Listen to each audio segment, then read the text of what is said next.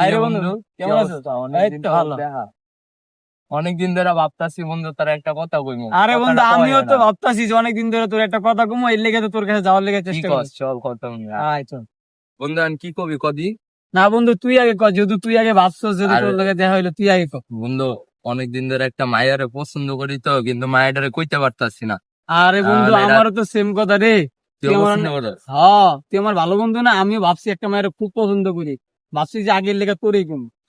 মামা মায়াটার নাম তো কইমু তোরা, আনতো একটু সেট আপ করে দিবি পারবি না? আচ্ছা মামা ক, যে তুই মায়ের নাম ডাকি, আমিও তো একজনকে পছন্দ করি, আমরা তো একই জায়গায় পড়ালেখা করি। আর মামা মায়াটার নামটা কদি? আচ্ছা বন্ধু তুই আগে কর, যেহেতু তুই শুরু করলি না ক। বন্ধু একই, তুই ক আগে শুনি। আচ্ছা বন্ধু, আমি তো বুলবুলি রে পছন্দ করি। কি হ্যাঁ বন্ধু। মামা বন্ধুত্ব মনে হয় থাকবো না মামা, বুলবুলি তো আমি অনেকদিন ধরে পছন্দ করি।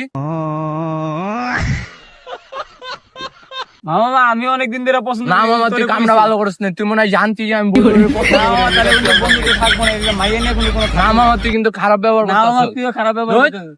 না না এটা বুলবুলির হবো না। আমি পছন্দ করি, তুই না মামা মামা ভুলে যাও গা। বুলবুলি আমি পছন্দ করি না না। মামা তুই ভুলে যাও, মামা ভুলে যাও, ভুলে যাও।